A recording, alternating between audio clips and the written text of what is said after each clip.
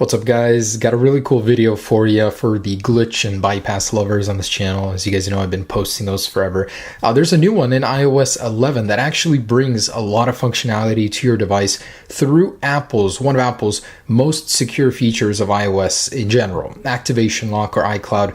This bypass for iPhone and iPad will actually allow you to do quite a bit, and it's just really fun to see these glitches at work because how they're found is just insane. So I want to give a big special shout out to Apple Tech 752 for discovering this, but let me go ahead and show you the iCloud bypass found in iOS 11. And I'm going to go ahead and start with the iPad one because that one's probably a little bit cooler. I just wanted to show you all the cool stuff you can do with it. So this is an iPad that I went ahead and erased and then went and restored it.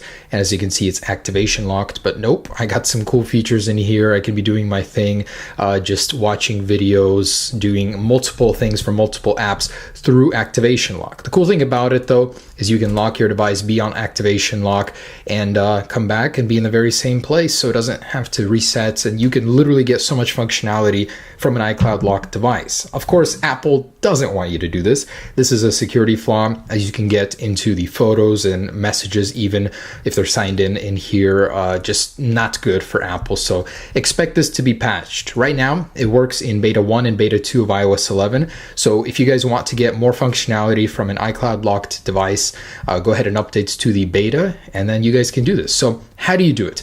Let me go ahead and reset my device and I'll show you how exactly this works. All right, so I was just doing a little bit of experimenting, and turns out this feature only works through the menu. You can't be on the lock screen. Anyway, so jump into the actual device on the first menu page. Go ahead and triple click the home button to activate VoiceOver, and just go ahead and swipe up from the bottom and keep swiping. Even though it's on VoiceOver, it's going to be making a bunch of weird sounds. Did you see that? The dock pops up just like that. Triple click the home button and you got the dock on the activation screen. Now just clicking on these will do nothing. It won't open up anything, as you can see. So what you have to do is do the drag and hold feature. So drag it up and let go, and there you go. And the cool thing about it is it will actually save from where you left off. So if you were watching videos, it'll open up right where you were, basically giving this functionality to you on the iPad. Now, the cool thing about it is you can keep doing it. So go ahead and dismiss that, and go ahead and swipe up again. Turn VoiceOver off, and you can get into other areas as well. So here's the Files app. You can actually see all of the files that are stored on the device. So if we go to Browse, and this menu right here, you can't actually move it. So it's not movable. You can rotate it, it will adapt, but you can't dismiss it or move it or anything like that. But you can go ahead and access that person's iCloud drive if they are logged in. I tried signing into iCloud, guys. It doesn't really work. It won't let you do that. So obviously Apple doesn't want you to sign in and delete the iCloud from this device just like that. But maybe someone can use this to find something even better. So let's go ahead, try the other apps here. And there you go. All right, so next one, let's jump into the Messages app.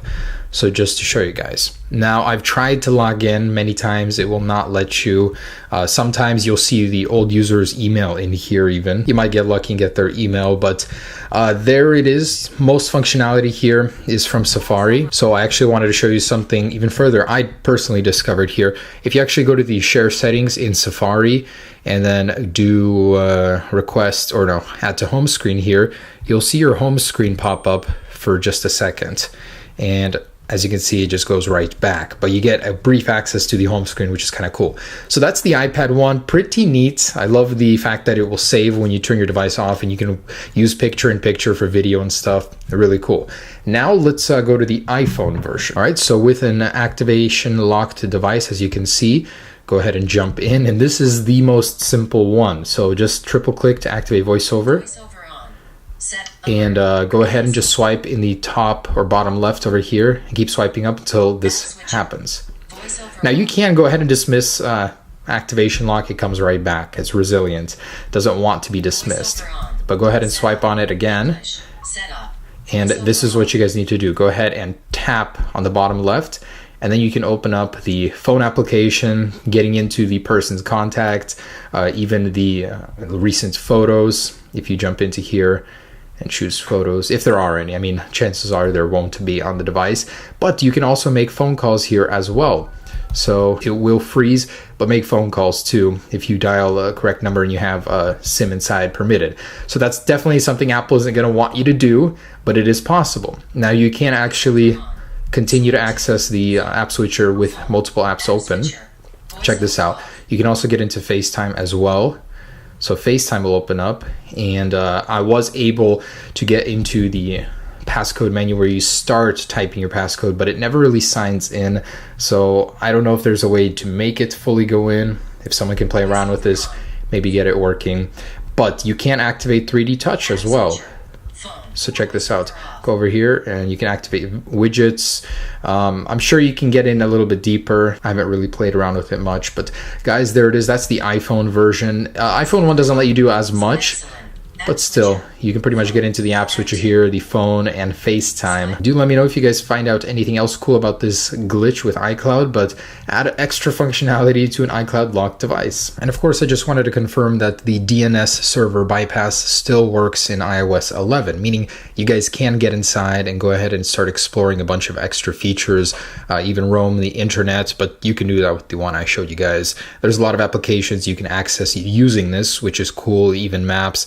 The interface in general is nice. So this still works. Just want you guys to know that inside of iOS 11, even activate your flashlight if you want.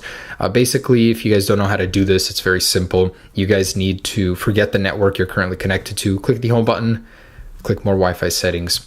Forget the network if you're already connected. If you're not, go ahead and go to the DNS server and go ahead and add the DNS server that's closest to you. If you're in USA, use the USA one. If your country is not listed, use the closest one to your country, and go ahead and type those in. Go ahead and click back and then join the network and stay on the Wi-Fi page, and the captive portal will come up. And once you dismiss it, you have to restart your device to get it back on your device. It's kind of annoying, so it still works. Just want you guys to know that the iCloud DNS bypass still works in iOS 11. Oh, and before I forget, I wanted to mention that the iPhone iCloud bypass, the one they swipe in the bottom left, this only works on beta 1. So if you're on beta 2, you need to downgrade to beta 1. But that one on the iPad works with beta 2, so you don't need to do any downgrading to activate that. Just letting you guys know, Apple patched it in beta 2, but still working in beta 1, you can get there by downgrading.